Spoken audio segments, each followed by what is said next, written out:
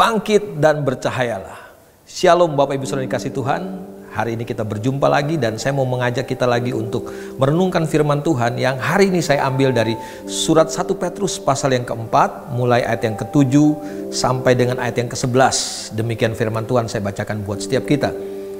Hidup orang Kristen, kesudahan segala sesuatu sudah dekat. Karena itu kuasailah dirimu dan jadilah tenang, supaya kamu dapat berdoa. Tetapi yang terutama kasihilah sungguh-sungguh seorang akan yang lain, sebab kasih menutupi banyak sekali dosa. Berilah tumpangan seorang akan yang lain dengan tidak bersungut-sungut. Layanilah seorang akan yang lain sesuai dengan karunia yang telah diperoleh tiap-tiap orang sebagai pengurus yang baik dari kasih karunia Allah. Jika ada orang yang berbicara, baiklah ia berbicara sebagai orang yang menyampaikan firman Allah. Jika ada orang yang melayani, baiklah ia melakukannya dengan kekuatan yang dianugerahkan Allah, supaya Allah dimuliakan dalam segala sesuatu karena Yesus Kristus. Ialah yang mempunyai kemuliaan dan kuasa sampai selama-lamanya. Amin. Bapak Ibu Saudara yang dikasih Tuhan, banyak kali kita memahami keselamatan cuma sekedar pengampunan dosa dan masuk sorga. Hari ini saya mau menyampaikan buat setiap kita bahwa keselamatan bukan cuma bicara soal dosa kita diampuni, bukan cuma sekedar kita nanti masuk sorga, tetapi keselamatan juga bicara tentang bagaimana kita menggenapi rancangan Tuhan selama kita masih ada di muka bumi ini, yaitu kita mengalami keserupaan dengan Kristus. Bapak Ibu Saudara yang dikasih Tuhan, saya ingat Yesus pernah berkata begini bahwa kamu akan melakukan perkara-perkara yang besar, jauh lebih besar daripada apa yang aku lakukan. Nah, Bapak Ibu Saudara dikasih Tuhan, ayat firman Tuhan ini saya pikir akan digenapi, akan tergenapi dalam hidup setiap kita.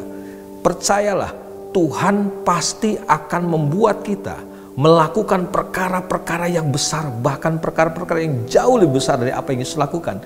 Oleh sebab itu, Dia memberikan Roh Kudus-Nya buat setiap kita. Dan tahukah saudara, ketika Roh Kudus diberikan buat setiap kita, Roh Kudus memberikan karunia.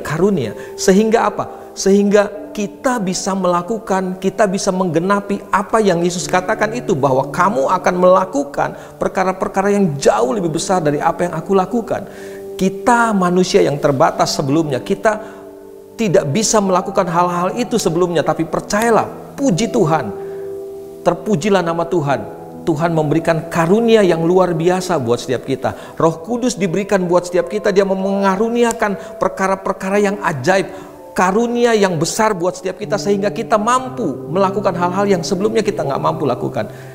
Karunia diberikan supaya kita bisa melayani orang lain, supaya orang lain bisa melihat Tuhan lewat kehidupan setiap kita. Bapak Ibu Saudara yang dikasih Tuhan, saya mengerti hari ini ada Bapak Ibu Saudara yang berpikir begini, saya nggak bisa, saya nggak mampu melakukan ini, saya nggak bisa melayani orang lain, saya nggak bisa melakukan apa yang firman Tuhan katakan. Bapak Ibu Saudara dikasih Tuhan, Roh Kudus sudah memberikan karunia yang besar buat setiap kita. Ada karunia-karunia yang Tuhan berikan buat setiap kita. Ada karunia-karunia rohani yang Tuhan mau kita aktifkan dalam hidup setiap kita, karena itu sudah diberikan oleh Roh Kudus. Percayalah, Roh Kudus mengerjakan kerinduan dalam hati setiap kita. Dan Roh Kudus juga mengerjakan kemampuan dalam hidup setiap kita, sehingga kita bisa melakukan hal-hal yang sebelumnya kita tidak mampu lakukan. Supaya banyak orang yang bisa kita layani, supaya banyak orang yang bisa melihat Tuhan dalam hidup setiap kita. Lewat apa? Lewat pelayanan-pelayanan kita. Bukan karena kekuatan kita, tetapi karena Roh Kudus sudah memberikan karunia-nya dalam hidup setiap kita. Bapak Ibu Saudara yang kasih Tuhan, hari ini saya mau ajak setiap kita untuk mari kita temukan. Pasti ada karunia-karunia rohani yang Tuhan sudah taruh dalam hidup setiap kita. Dalam hidup setiap kita, siapapun kita. Saudara jangan berpikir saudara terlalu kecil, saudara terlalu bodoh, saudara terlalu lemah. Saya mau katakan, Roh Kudus itu besar, Roh Kudus itu hebat, dan Dia memberikan karunia buat setiap kita. Sehingga kita yang sebelumnya tidak bisa lakukan, kita bisa lakukan hari ini. Bukan untuk kemuliaan kita, tetapi untuk kemuliaan Tuhan. Bapak Ibu Saudara kasih Tuhan, mari kobarkan terus karunia itu. Jangan padamkan roh. Biarkan Tuhan bekerja, biarkan Roh Kudus bekerja dalam hidupmu, dan kau akan melihat keajaiban Tuhan dinyatakan lewat hidupmu, dan nama Tuhan dipermuliakan. Mari kita satu dalam doa. Bapa dalam surga, kami mengucap syukur hari ini buat firman-Mu. Kami percaya bahwa ketika kami menerima Roh Kudus, maka Roh Kudus mengerjakan karunia-karunia rohani dalam hidup setiap kami, sehingga kami mampu melakukan hal-hal yang sebelumnya kami tidak mampu lakukan.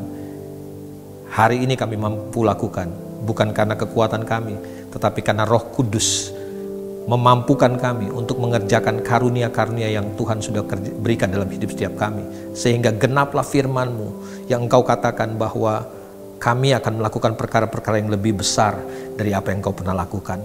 Terima kasih Bapa Surgawi, kami cuma perlu menemukan karunia-karunia itu dan mulai mengerjakannya dalam hidup setiap kami, supaya akhirnya nama Tuhan dipermuliakan lewat hidup setiap kami. Orang bisa melihat Tuhan lewat semua pelayanan, lewat semua hal-hal yang kami kerjakan, ketika kami mengerjakan karunia-karunia rohani yang Tuhan berikan dalam hidup setiap kami. Terima kasih Bapa Surgawi. Langit dan bumi pasti akan lenyap, tapi firman Tuhan tinggal kekal untuk selama-lamanya.